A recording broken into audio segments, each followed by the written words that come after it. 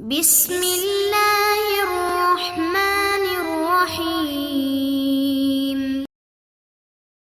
علیکم ورحمۃ اللہ وبرکاتہ۔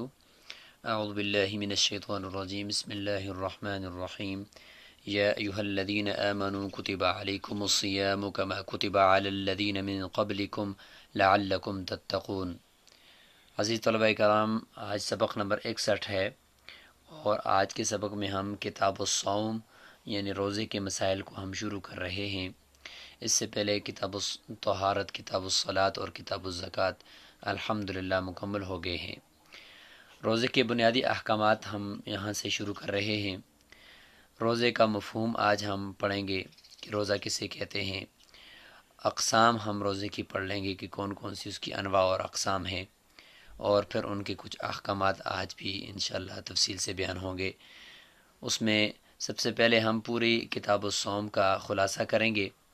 تو اس کے اندر ہم 15 چیزوں کو ڈسکس کریں گے۔ تو ان 15 چیزوں کا خلاصہ آج آپ کے سامنے آ جائے گا، اور پھر اس میں آج ہم انواع، رؤیت ہلال، نصاب شہادت رؤیت ہلال یعنی چاند کے دیکھنے کے لیے کتنے لوگوں کی گواہی اور اس کا کیا نصاب ہونا چاہیے، وقت، روزے کا وقت کیا ہے، کب سے کب تک ہوتا ہے، اور روزے کی تعریف کیا ہے۔ تو جیسے کہ آپ حضرات جانتے ہیں کہ رمضان المبارک کے اندر ہم صبح فجر کی اذان سے پہلے ہم کچھ کھانا پینا کرتے ہیں جسے ہم سحری کہتے ہیں، اور اس کے بعد پھر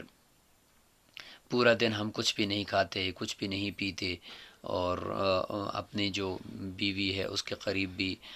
بطور ہم بستری کے نہیں جاتے، اور اسی طریقے سے وہ جو سلسلہ ہوتا ہے وہ مغرب کی اذان تک جاری رہتا ہے، غروب آفتاب تک جاری رہتا ہے، اور غروب آفتاب کے وقت ہم پھر وہ کھجور کے ساتھ یا کسی چیز کے ساتھ ہم اس کو افطار کر لیتے ہیں۔ تو یہی ایک روزے کا مفہوم ہمارے ذہنوں کے اندر ہے۔ تو آج ہم اسی کے اوپر کچھ مسائل کہ بھئی یہ روزہ کیا ہے، اور کب شروع ہوا، اور اس کی حکمت کیا ہے، اور اس روزے کے مسائل کیا ہیں، کن کن چیزوں سے روزہ ٹوٹ جاتا ہے اور کن چیزوں سے نہیں ٹوٹے گا، وہ انشاءاللہ آہستہ آہستہ اگلے اسباق میں بھی آئے گا، لیکن فی الحال ہم روزے کی کچھ بنیادی جو چیزیں ہیں وہ ہم اس میں پڑھیں گے۔ تو سب سے پہلے ہم پورے باب کا خلاصہ کرتے ہیں، پوری کتاب الصوم کا، اور اس میں جتنی چیزیں ہم پڑھیں گے ان کو ایک نظر دیکھ لیتے ہیں۔ تو عزیز طلبہ کرام، یہ ہمارے سامنے کتاب الصوم کا پورا ایک مائنڈ میپ آپ کے سامنے ہے۔ اس میں سب سے پہلے ہم بات کریں گے انواع الصوم و احکامها، یعنی روزے کی انواع کتنی ہیں اور اس کے احکام کتنے ہیں۔ اس میں ہم بات کریں گے کہ وہ روزے کی ایک قسم ہے واجب، اور واجب کا معنی ہوتا ہے ضروری، تو اس میں پھر فرض بھی آ جائے گا کیونکہ وہ بھی ضروری ہے، اور واجب بھی آ جائے گا۔ تو اس لیے واجب کا جب ہم لفظ بولیں گے تو اس میں بمعنی ضروری کہ ہم کریں گے تو فرض بھی آ جائے گا اور واجب بھی، اور اگر ہم فرض کا ذکر کریں گے تو ہو سکتا ہے کہ اس میں پھر واجب نہ آئے، تو اس لیے ہم واجب بمعنی ضروری کے لیں گے تاکہ اس میں فرض اور واجب دونوں آ جائیں۔ تو یہ واجب ہوگا۔ پھر واجب کی ایک قسم ہوگی کہ جو متعلق بھی زمانے بعینی ہی ہے، اور دوسری قسم ہوگی جو متعلق بذمتی ہے، یعنی کسی زمانے کے ساتھ متعین نہیں ہے بلکہ ذمے کے ساتھ متعلق ہے۔ اور دوسری قسم ہے روزے کی نفل، تو اس کی ہم انشاءاللہ تفصیل سے بیان کر لیں گے کہ اس کی نیت کا کیا اعتبار ہوگا کہ کب سے اس کی نیت کرنی ہے۔ دوسری چیز ہے جی پوری کتاب الصوم کے اندر وہ ہے رؤیت ہلال،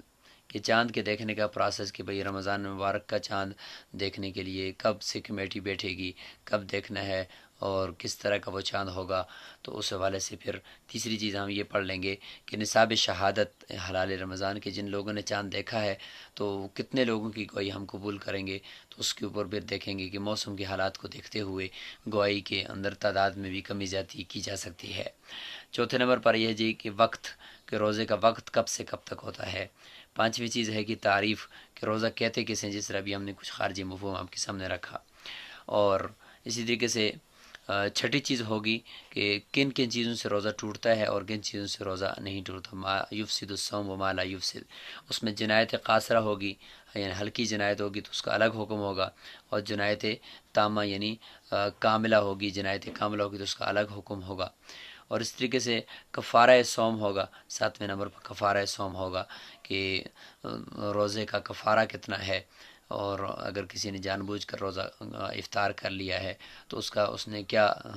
کفارہ دینا ہے۔ اور 8ویں چیز ہے کہ وصول الشیء بالمنفذ الخلقی، بالمنفذ یعنی کسی انسان کے جسم کے اندر کوئی سوراخ ہے تو اس کے ذریعے سے کسی چیز کا پیٹ میں پہنچ جانا۔ تو چونکہ روزے کا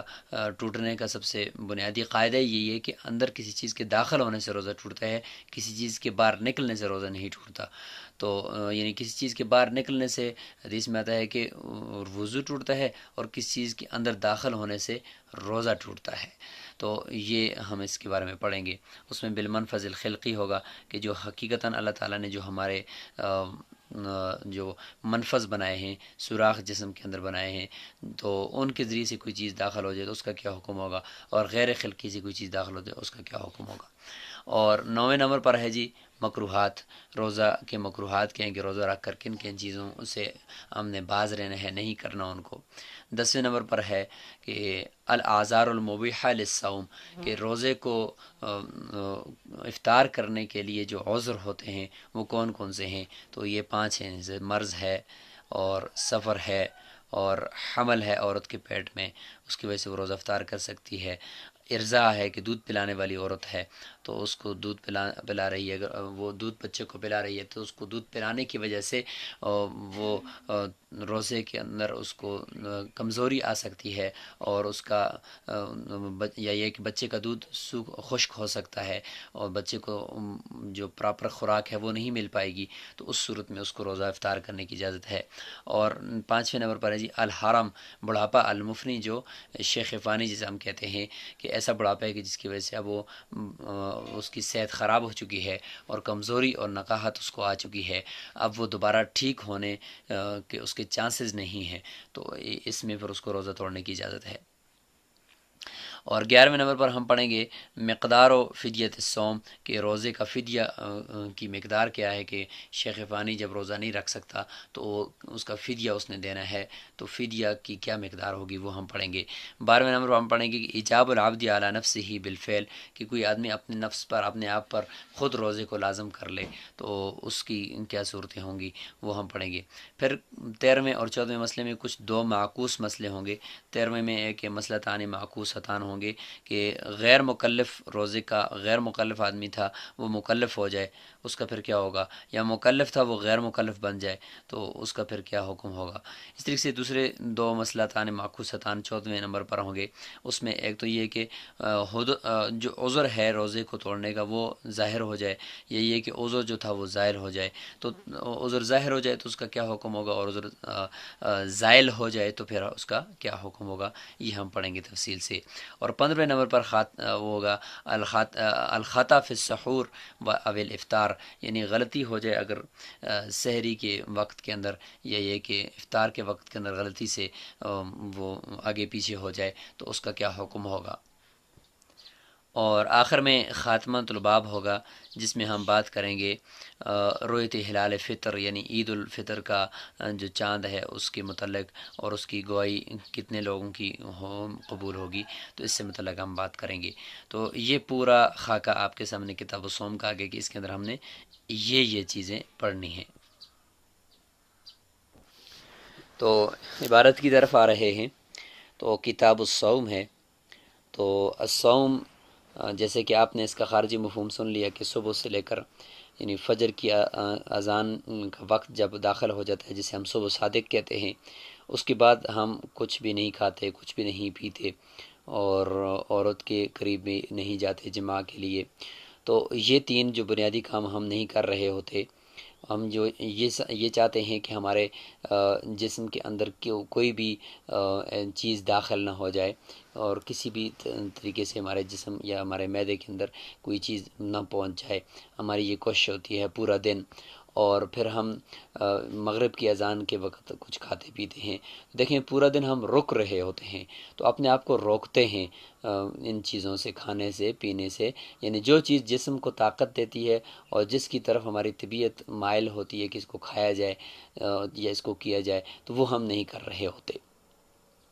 تو اسی کو ہم صوم کہتے ہیں۔ عربی کے اندر جو صوم ہے اس کا یہی معنی ہوتا ہے امساک۔ صوم کا معنی امساک، اپنے آپ کو روکنا، تو یہ انسان اپنے آپ کو روک رہا ہوتا ہے، تو یہی صوم ہے جی۔ تو روزے کی ہم دو قسمیں کر لیتے ہیں، جس طریقے سے ہم نے مائنڈ میپ میں پڑھا، تو سب سے پہلے ہم اس کی دو قسمیں پڑھ لیتے ہیں کہ الصوم ضربانی، روزے کی دو قسمیں ہیں، واجب و نفل، واجب اور نفل۔ تو بتایا گیا کہ جیسے کہ واجب یہاں پہ بمانا ضروری کے ہے، تو لہٰذا اس کے اندر فرض بھی آ گیا، اور اس میں واجب روزے کوئی اپنے اوپر متعین اپنے اوپر کر لیتا ہے کہ بھئی میں نے میرا یہ کام ہو گیا تو میں اتنے روزے رکھوں گا، تو یہ نظر ہے، یہ بھی واجب ہوتی ہے۔ و نفل، واجب ہے اور نفل ہے۔ فالواجب ضربانی، پھر واجب کی دو قسمیں ہیں، منہ ما یتعلق بزمان بعینہ، ان میں سے ایک قسم وہ ہے جو متعین زمانے کے ساتھ متعلق ہے۔ وہ کون سی ہے؟ کصوم رمضان، جیسے کہ رمضان کا روزہ ہے، تو رمضان المبارک کا مہینہ جب آتا ہے تو پھر یہ روزے رکھنے پڑتے ہیں۔ والنظر المعین، اور نظر معین ہے کہ کوئی آدمی کہتا ہے کہ میرے اوپر جمعے کے دن کا روزہ رکھنا لازم ہے، فلاں اگر میرا کام ہو گیا تو میں جمعے کا دن کا روزہ رکھوں گا، تو وہ متعین ہو گیا وہ۔ تو اب دیکھیں رمضان المبارک کا مہینہ بھی متعین ہے، کلیئر ہے، اور متعین دن کا روزہ بھی جو ہے اس دن اس نے رکھنا ہے، وہ بھی کلیئر ہے۔ تو چونکہ وہ دن متعین ہو گیا ہے، لہٰذا اگر اس نے رات کو نیت کی، پھر بھی اس کا صبح روزہ ویسے بھی اس نے رکھنا ہے، نہیں کی تو صبح اگر اس نے زوال سے پہلے زوال سے یعنی نصف نہار شریع سے پہلے اگر اس نے نیت کر لی تو پھر بھی اس کا روزہ ہو جائے گا، کیونکہ وہ دن اس کا اس روزے کے لیے متعین ہے، تو رات ہی سے نیت کوئی ضروری نہیں ہے۔ لہٰذا فیجوز صومہ بنیت من اللیل، لہٰذا اس کا روزہ رکھنا یہ جائز ہے رات کی نیت کے ساتھ بھی۔ فإن لم ينوي، اگر اس نے رات کو نیت نہیں کی، حتیٰ اصبح، یہاں تک کہ صبح کر لی، تو اجزأتہ النیت، تو اس کے لیے کافی ہو جائے گی وہ نیت۔ کون سی نیت؟ فرمایا کہ ما بینہ و بین الزوالی، یعنی صبح صادق ہے اس کے بعد سے لے کر زوال تک جو درمیان میں وقت ہے، اس کے درمیان میں وہ نیت کر سکتا ہے۔ یہ ہو گیا پہلی قسم، واجب کی پہلی قسم۔ والضرب الثانی، اور واجب کی دوسری قسم، ما یثبت فی الذمتی، جو ذمے میں لازم ہوتے ہیں، جن کا رکھنا ذمے میں لازم ہوتا ہے، اور سامنے کسی وقت کے ساتھ ان کا تعلق نہیں ہے، کسی زمانے کے ساتھ ان کا تعلق نہیں ہے، ذمہ داری میں آ گیا ہے، آپ کے ذمہ داری میں ہے، جب بھی رکھے لیکن رکھنا آپ نے ہے، اس کو کہتے ہیں ما یثبت فی الذمتی۔ جیسے کہ قضاء رمضان، جیسے کہ رمضان کا روزہ ہے، جو رمضان کے روزوں کی قضا ہے کہ رمضان کا روزہ آپ سے چھوٹ گیا تھا، اب آپ نے اس کی قضا کرنی ہے، تو اس کے لیے کوئی دن متعین نہیں ہے، جس وقت بھی آپ رکھیں۔ والنذر المطلق، اور نظر مطلق ہے جی کہ میرے اوپر 10 دن کے روزے رکھنا لازم ہے اگر میرا فلاں کام ہو گیا تو۔ اب یہ 10 دن کے روزے کوئی متعین تو نہیں ہے کہ بھئی 1 سے لے کر 10 تاریخ تک، یا 1 جولائی سے 10 جولائی تک، یا 1 شوال سے 10 شوال تک، ایسا کچھ بھی نہیں ہے، بلکہ اس نے کہا کہ بس 10 روزے رکھنے ہیں زندگی میں، جب بھی مطلب میں رکھوں، تو یہ نظر مطلق ہے۔ ہیں تو یہ بھی واجب ہیں، دیکھیں رمضان کا روزے کی قضا کرنا بھی واجب ہے اور نزل مطلق بھی واجب ہے، لیکن وقت کے ساتھ متعین نہیں ہے، وقت کی ان کے اندر قید نہیں ہے، بس صرف ذمہ داری ہے جب بھی رکھے لیکن رکھنے ضروری ہیں۔ والکفارات، اور کفارے ہوتے ہیں، جیسے کہ زہار کے کفارے میں، اور اسی طریقے سے قتل کا کفارہ ہوتا ہے جس میں پھر یہ کہ 2 مہینے لگاتار روزے رکھنے پڑتے ہیں، یا جان بوجھ کر کسی نے روزہ کھایا ہے رمضان المبارک کا، تو اس میں پھر آگے ہم جا کر پڑھیں گے کہ اس میں اس نے 2 مہینے لگاتار روزے رکھنے ہوتے ہیں، تو وہ پھر اس نے رکھنے ہیں۔ تو وہ جو کفارے کے روزے ہیں تو لگاتار رکھنے، چاہے جب بھی رکھے، زندگی میں جب بھی رکھے، متعین وقت نہیں ہے۔ تو یہ چونکہ ان کے لیے متعین وقت نہیں ہے، تو ظاہر ہے کہ اب آپ کو خود سمجھ آ گیا پچھلی قسم سے کہ اس میں چونکہ جب دن متعین نہیں ہے تو رات ہی سے نیت کریں گے تو تب جا کر وہ کل کا دن آپ کا روزے کے لیے متعین ہوگا نا۔ اگر آپ رات کو نیت نہیں کریں گے، صبح سحری کھانے کے بعد آپ کہتے ہو اور سحری بھی کھا لی، پھر بھی نیت کچھ بھی نہیں کی، اور دن کو جا کر کہتے کہ نہیں آج میرا قضا روزے کی نیت میں کرتا ہوں، تو یہ روزے کے لیے متعین وہ دن نہیں ہوگا، کیونکہ آپ کو پتہ ہے کہ یہ دنوں کے ساتھ یہ خاص نہیں تھی یہ قضا، بلکہ ذمے میں لازم تھی، لہٰذا آپ نے رات کو نیت کرنی تھی۔ فلا یجوز صومہ، لہٰذا یہ جائز نہیں ہے روزہ، الا بنیت من اللیل، مگر رات کی نیت کے ساتھ۔ رات کا مطلب ہے کہ سحری تک، یعنی اذان صبح و صادق سے پہلے پہلے جب آپ سحری کھا رہے ہوتے ہیں یا اس سے پہلے پہلے آپ نے روزے کی نیت کر لینی ہے۔ رات کا مطلب یہ نہیں کہ عشاء کے وقت کریں، عشاء کے وقت کرنا اور بہتر ہے، لیکن یہ کہ فجر کی اذان سے پہلے پہلے، صبح و صادق سے پہلے پہلے آپ نے اس کی نیت کر لینی ہے۔ فرمایا کہ وَكَذَلِكَ صَوْمُ الظِّهَارِ، یہی حکم ظہار کے روزوں کا بھی ہے۔ ظہار یعنی بیوی کو کہا کہ تم میری ماں کی طرح ہو، اس طریقے سے اس نے اپنی بیوی کو کہہ دیا، تو اب اس نے ظاہر ہے کہ اس نے اپنی ماں کے ساتھ اس کو تشبیہ دے دی ہے، تو اب بیوی کے قریب جانے سے پہلے پہلے اس نے لگاتار 2 مہینے روزے رکھنے ہیں، تو وہ بھی کسی وقت کے ساتھ خاص نہیں ہے، ان کے لیے بھی ضروری ہے کہ رات ہی سے نیت کی جائے۔ اور والنفل کلہ یجوز بنیت قبل الزوال، کہ زوال سے پہلے پہلے کی جو نیت ہوتی ہے اس سے پہلے پہلے وہ نفل روزوں کو کی نیت کرنا درست ہے، یعنی رات سے کر لی پھر بھی ٹھیک ہے، اور دن کو اگر زوال سے پہلے پہلے اس نے نیت کر لی تو نفل روزہ البتہ اس نیت کے ساتھ بھی ہو جائے گا، اس میں مطلقاً ہے۔ تو واجب کے اندر ہم نے 2 قسمیں کر لی تھی، ایک دن میں بھی اس کی نیت ہو سکتی ہے، یعنی متعین جس کا وقت ہے، جیسے رمضان کے روزے اور نظر معین، اور جن کا وقت متعین نہیں ہے تو ان کی رات ہی سے نیت، یعنی سحری کے وقت سے یا اس سے پہلے پہلے نیت کرنا ضروری ہے۔ اور نفل کے لیے چونکہ کسی وقت کے ساتھ بھی خاص نہیں ہے، اور لہٰذا جس دن آپ نے روزہ رکھنا ہے نفل روزہ، تو اگر وہ دن کے وقت بھی آپ اس میں نیت کرتے ہیں تو احادیث مبارکہ میں آتا ہے کہ اگر نفل روزے میں آپ دن کے وقت یہ کچھ کھایا پیا نہیں ہے ابھی تک، تو آپ کہیں کہ بھئی آج میرا روزہ ہے، تو آپ کا وہ روزہ ہو جائے گا۔ تو یہ ہو گیا جی روزے کی 2 قسموں کا بیان، اور ساتھ ہی ان کا حکم بھی ہو گیا۔ اب آگے چلتے ہیں رؤیت ہلال کے مسئلے کی طرف، تو یہ یہاں سے رؤیت ہلال کا مسئلہ شروع ہو جائے گا کہ رمضان مبارک کا چاند بھی تو دیکھنا ہے۔ تو آپ یہاں پہ یہ بات غور سے سن لیں کہ شریعت مطہرہ کے اندر پیچیدگیاں نہیں ہیں، آسانی ہے کہ جس کو ایک عام آدمی بھی سمجھ سکے اور ایک بڑے بڑے سائنسدان بھی اس کو سمجھ سکیں۔ تو شریعت میں تو معیار رکھا گیا ہے ایک آسانی کے اوپر، اور قطعی اور یقینی چیز کے اوپر رکھا گیا ہے، اور ایسے گمان کے اوپر صرف فیصلہ نہیں کیا گیا۔ تو اس لیے شریعت نے یہ بتایا ہے کہ بھئی جو اسلامی مہینہ ہوتا ہے وہ 29 سے کم کا نہیں ہوتا اور 30 دن سے زیادہ کا نہیں ہوتا، لہٰذا 29 دن کا جو ہوتا ہے تو 29ویں دن آپ نے چاند دیکھنے کی ترتیب کر لینی ہے اگلے مہینے کی، لہٰذا 29 شعبان کو اگر آپ چاند دیکھتے ہیں تو اگر آپ کو رات کو چاند نظر آیا تو ظاہر ہے کہ چاند 18 گھنٹے اس کی پیدائش کو ہو جائیں پھر وہ نظر آنے کے اس کے امکانات ہوتے ہیں۔ 18 گھنٹے سے پہلے پہلے، یعنی 18 گھنٹے اس کی عمر ہو جائے پھر وہ نظر آتا ہے۔ جب 18 گھنٹے نہ ہوں، اس سے کم ہوں، تو وہ عام طور پہ وہ یقینی طور پر ہم یہ کہہ سکتے ہیں کہ وہ نظر نہیں آئے گا۔ اور شریعت نے مدار بھی آسانی کے لیے وہ آنکھوں کی رؤیت کے اوپر رکھا ہے کہ بھئی آنکھوں سے آپ کو چاند نظر آ جائے تو آپ روزہ رکھو، آنکھوں سے اگر نظر آ جائے تو آپ عید کرو، صوموا لرؤیتہ وافطروا لرؤیتہ۔ تو یہ شریعت نے آسانی اس میں پیدا کر دی ہے۔ اب اس میں مزید ہمیں پیچیدگیوں کے اندر جانے کی ضرورت نہیں ہے، کیلنڈروں کے اوپر اور سائنسی تحقیق کے اوپر شریعت کا مدار نہیں ہے، ہاں البتہ وہ بطور شواہد کے، بطور دلائل کے اس کے لیے ہو سکتے ہیں، لیکن یہ کہ شریعت نے خود آنکھوں کے ساتھ دیکھنے کے اوپر مدار رکھا ہے۔ لہٰذا 29 کو آپ نے دیکھنا ہے، اگر آپ کو 29 کو چاند نظر آ گیا تو اگلے دن آپ نے روزہ رکھنا ہے، اور اگر نظر نہیں آیا تو اگلے دن آپ نے 30 دن پورے کرنے ہیں۔ یہی ہے کہ اگر آپ کو حدیث مبارکہ کے اندر بھی ہمیں یہی تعلیم ملتی ہے کہ اگر 29 کو نظر آ گیا تو رکھیں، دوسرے دن روزہ نہیں ہے تو پھر آپ دوسرے دن نہ رکھیں۔ تو اسی حوالے سے آج ہم تھوڑا سا پڑھ لیتے ہیں۔ وَيَنبَغِي لِلنَّاسِ أَن يَلْتَمِسُوا الْهِلَالَ فِي الْيَوْمِ التَّاسِعِ وَالْعِشْرِينِ مِنْ شعبان، لوگوں کے لیے مناسب ہے اور دیکھنا بھی ان کو چاہیے کہ ان یلتمسوا الہلال، کہ وہ چاند کو تلاش کریں اور دیکھیں، فی الیوم التاسع والعشرین، 29 شعبان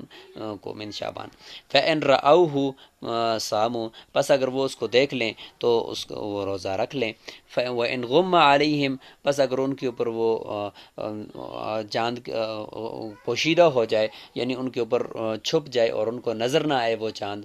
غم علیہم کا معنی کسی بادل کی وجہ سے، تو اکملو عدت شعبان 30 یوماً، تو وہ مکمل کریں گے شعبان کی 30 دن کو مکمل کریں گے۔ ثم صاموا، اور پھر وہ 30 دنوں جو کہ شعبان کے مکمل ہو چکے ہیں تو اگلے دن پھر وہ خود بخود رمضان المبارک شروع ہو جائے گا اور وہ روزہ شروع کر دیں گے۔ ومن رأى ہلال رمضان، اور اگر کسی نے رمضان المبارک کا چاند دیکھا، اکیلے اس نے دیکھ لیا ہے، وحدہ، اور اس کے علاوہ اس کے ساتھ اور کوئی بھی نہیں تھا، صام، وہ خود روزہ تو رکھے گا، کیونکہ حدیث میں صوم لرؤیتی کہ روزہ چاند کو دیکھ کر رکھو، تو اس نے تو دیکھ لیا ہے، لہذا اس کے لیے تو وہ شریعت مطہرہ کا روزہ رکھنے کا حکم متوجہ ہو جائے گا۔ لیکن وَإِن لَّمْ يَقْبَلِ الْإِمَامُ شَهَادَتَهُ، اگرچہ امام نے اس کی گواہی کو قبول نہ کیا ہو، امام نے فیصلہ کیا ہے کہ بھئی رمضان المبارک کا چاند نظر نہیں آیا، لیکن اس آدمی کو یقینی طور پر 100% یہ یقین ہے کہ میں نے چاند دیکھ لیا ہے، تو وہ خود روزہ تو رکھے گا، لیکن دوسروں کو ترغیب نہیں دے گا کہ بھئی میں روزہ رکھتا ہوں تم بھی رکھو، نہیں، کیونکہ جو ہلال کمیٹی کا جو چیئرمین ہے اس کے اعلان کا اعتبار ہے، اس قاضی کے اعلان کا اعتبار ہے کہ اس نے اگر اعلان کر دیا ہے کہ چاند نظر نہیں آیا تو پھر لوگوں نے ایک بندے کی وجہ سے روزہ نہیں رکھنا، ورنہ انتشار پیدا ہو جائے گا۔ وَإِذَا كَانَ فِي السَّمَاءِ عِلَّةٌ، اگر آسمان کے اندر بادل ہیں، علت کا معنی غبار ہے یا بادل ہیں اور نظر نہیں آ رہا آسمان، تو فرمایا کہ قبل الامام شہادت، تو امام قبول کرے گا شہادت الواحد العدل، ایک واحد یعنی ایک آدمی کی گواہی کو بھی قبول کر لے گا، العدل جو وہ انصاف پسند ہو اور عادل ہو، فی رؤیت الہلال، چاند کے دیکھنے میں، یعنی العدل فی رؤیت الہلال ہو، یعنی چاند کے دیکھنے کے اندر ایک تو یہ کہ عادل ہو، یعنی وہ سمجھدار بھی ہو، اور ساتھ ساتھ یہ کہ وہ انصاف سے کام لیتا ہو، اور ساتھ یہ کہ وہ اس میں کوئی جھوٹ بولنے کا اس کے اندر ہمیں اس پہ شک نہ ہو۔ تو اس لیے چونکہ چاند کے دیکھنے کے اندر وہ اس ایک بندے کی گواہی کو بھی امام قبول کر لے گا، تو اس لیے فرمایا کہ قبل الامام شہادت الواحد العدل فی رؤیت الہلال، کہ چاند کے دیکھنے میں ایک کی گواہی بھی قبول ہو جائے گی جو عادل ہو۔ رجلاً کان او امرأتن، چاہے وہ مرد ہو یا عورت ہو، حرًا کان او عبدًا، آزاد ہو یا غلام ہو، فإن لم يكن في السماء علة، بس اگر آسمان کے اندر کوئی گرد و غبار نہیں ہے، بالکل آسمان صاف ہے، تو ظاہر ہے کہ پھر تو سب دیکھیں تو تب جا کر گواہی قبول ہوگی نا، کیونکہ سب کے سامنے ہے آسمان، تو ایک بندہ کہتا ہے کہ میں نے دیکھا اور باقی سب کہتے ہیں میں نے نہیں دیکھا، تو ہم یہ کہیں گے یہ ایک بندہ جھوٹ بولتا ہے۔ کیوں؟ اس لیے کہ آسمان صاف ہے، سب کو نظر آ جانا چاہیے، تو اس کو نظر آیا، دوسروں کو نظر کیوں نہیں آیا؟ ہاں، آسمان کے اندر جب گرد و غبار تھا تو ایک بندے کو نظر آنا یہ ممکن ہے کہ تھوڑا سا بادل چھٹ گئے اور اس نے دیکھ لیا، اور اس کے بعد بادل پھر آگے اور لوگوں نے نہیں دیکھا، تو ایسا تو ہو سکتا ہے، لیکن اس میں ایسا نہیں ہو سکتا، چونکہ رمضان المبارک یہ دینی امر ہے، اللہ تعالیٰ کا حق ہے، تو اس میں ایک بندے کی گواہی بھی قبول ہو جاتی ہے۔ جہاں پہ بندوں کا حقوق العباد کا مسئلہ ہوتا ہے تو اس میں چونکہ سنگینی ہے، اس میں پھر یہ ہے کہ دو بندوں کی گواہی پھر ضروری ہوتی ہے، جیسے کہ عید کا چاند ہے تو اس میں دو بندوں کی گواہی قبول ہوگی، کیونکہ اس میں لوگوں کے مسائل بھی ہیں کہ بھئی لوگوں کے حقوق کا مسئلہ بھی ہے کہ اب انہوں نے عید کرنی ہے اور اب انہوں نے جو ہے وہ اس کے بعد ان کے لیے مسائل ہیں، تو اس لیے وہاں پہ دو بندوں کی گواہی چاند کے دیکھنے کے لیے ضروری ہوتی ہے، آگے ہم پڑھیں گے۔ تو یہ ہو گیا، تو فرمایا کہ اگر آسمان کے اندر بادل ہوں تو لم تقبل الشہادت، کہ لہٰذا یا لم تقبل الشہادت، تو گواہی قبول نہیں کی جائے گی کہ ایک آدمی کی، حتی یراہ جمع کثیر، یہاں تک کہ ایک بہت بڑی جماعت لوگوں کی وہ دیکھ لے، یقع العلم بخبرہم، کہ ان کے خبر کے ساتھ ایک یقین حاصل ہو جائے، ایک علم حاصل ہو جائے، تو اس کو ہم قبول کریں گے۔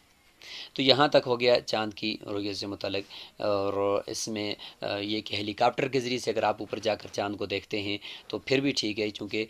ایسی چیز کو آپ نے دیکھ لی جیسے کہ آپ اونچے ٹیلے سے آپ دیکھ رہے ہیں، تو اگر ہیلی کاپٹر سے جا کر آپ نے دیکھا تو آپ کو چاند نظر آ گیا، اس کی رؤیت کا اعتبار ہے۔ ہوائی جہاز اگر بہت اونچا نہیں ہے جس سے مطلع جو ہے وہ مختلف ہو جائے، تو اس سے بھی اگر آپ دیکھ رہے ہیں تو وہ اس کی رؤیت کا بھی اعتبار کیا جا سکتا ہے، جو آپ کے مطلع کے قریب قریب ہے۔ ہوائی جہاز میں کسی نے اگر اگر دیکھ لیا ہو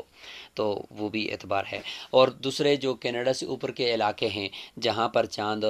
یہاں پہ 6 مہینے کا دن 6 مہینے کی رات ہوتی ہے، تو وہاں پہ لوگ روزہ کیسے رکھیں گے، تو اس کا تعلق ہم انشاءاللہ ابھی نیچے وقت کے اندر جو ہے وہ بتا دیتے ہیں۔ تو بہرحال یہ ہو گیا جی چاند کی رویت سے متعلق مسئلہ۔ اب آتے ہیں وقت کی طرف کہ وقت الصوم من حین طلوع الفجر الثانی الی غروب الشمس، کہ روزے کا جو وقت ہے وہ جیسے بتا دیا ہم نے مفہوم خارجی کے اندر کہ فجر کے طلوع یعنی فجر ثانی یعنی صبح صادق کے طلوع ہونے سے الی غروب شمس سورج کے غروب ہونے تک کا وقت ہے۔ اس دوران آپ نے کچھ کھانا پینا نہیں ہے، جیسے کہ قرآن مجید میں ہے کلوا واشربوا حتی یتبین لکم الخیط الابیض من الخیط الاسود من الفجر۔ تو اس میں پھر ہم بات کر لیتے ہیں کہ وہ علاقے کہ جہاں پر نارمل دن رات نہیں ہو رہے، 6 مہینے دن 6 مہینے رات ہوتا ہے، یا بہت زیادہ وقت تک دن ہی رہتا ہے اور پھر بہت زیادہ عرصے تک رات ہی رہتی ہے، تو وہاں پہ کیا کریں گے؟ تو وہاں پہ پھر اس کا یہ ہے کہ ان لوگوں نے قریب ترین جو جگہ جہاں پہ نارمل دن رات ہو رہے ہیں تو اس کا جو کیلنڈر ہے اس کیلنڈر کو دیکھ کر اس کے اوپر وہ روزہ رکھیں گے اور اسی کے مطابق وہ افطار کریں گے۔ یاد رکھیں کیلنڈر کے اوپر تو اسلامی جو احکامات ہیں ان کا مدار نہیں ہے، لیکن کیلنڈر کے اوپر اگر تجربہ کر کر کے سائنسدانوں نے اور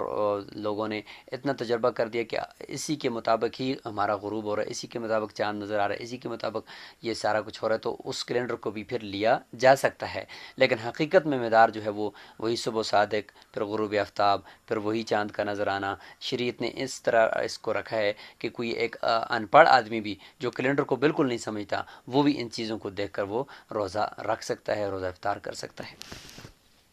روزے کی تعریف کیا ہے؟ فرمایا والصوم هو الامساک عن الاکل والشرب والجماع نہارا مع النیت۔ روزہ وہ روکنا ہے اپنے آپ کو، اپنے نفس کو روکنا ہے کھانے سے، پینے سے اور ہم بستری کرنے سے دن کے وقت، رات کے وقت نہیں بلکہ دن کے وقت، مع النیت ساتھ ساتھ نیت بھی ضروری، جیسے کہ ہم نے تذکرہ کر لیا۔ فإن یہاں سے آگے ہے کہ بھئی کن چیزوں سے روزہ ٹوٹے گا، کن چیزوں سے نہیں ٹوٹے گا، تو بس وہ ہم انشاءاللہ اگلے سبق کے اندر بیان کریں گے۔ آپ نے آج جو کام کرنا ہے وہ جو ہم نے خلاصے کے طور پر ابھی ہم کو بتا بھی دیتے ہیں کہ سب سے پہلے پورے کتاب الصوم کا خلاصہ کیا، خارجی مفہوم بیان کیا، پھر اس کی انواع اور اقسام کی اوپر بات کر کے نیت کے اوپر ڈسکس کی ہم نے، اور پھر ہم نے رؤیت ہلال کے اوپر بات کی، اور آخر میں ہم نے وقت کے اوپر بات کی اور روزے کی تعریف کے اوپر بات کر لی ہے۔ آپ نے پورے باب کا خلاصہ، پوری کتاب کا خلاصہ یاد کر لینا ہے کتاب الصوم کا، اور پھر ساتھ ساتھ رؤیت ہلال سے متعلق نیچے حاشیے کو بھی دیکھنا ہے، اور جدید کتب کو بھی اٹھا کر دیکھنا ہے کہ رؤیت ہلال کے اندر ہلال کمیٹی کے پھر مزید کیا کیا مسائل ہوتے ہیں۔ یاد رکھیں کہ ہلال کمیٹی کا جو فیصلہ ہوتا ہے، بے شک انہوں نے غلط فیصلہ دے دیا ہو، لیکن غلط فیصلے کا گناہ ان کو تو ضرور ہوگا، لیکن یہ کہ اگر ایک دفعہ انہوں نے فیصلہ دے دیا ہو تو پھر پوری رعایا کو، پورے ملک کے لوگوں کو وہ فیصلہ ان کے اوپر نافذ شمار ہوگا، اور وہ اسی فیصلے کے مطابق عید یا وہ رمضان کو شروع کریں گے۔ السلام علیکم ورحمۃ اللہ وبرکاتہ۔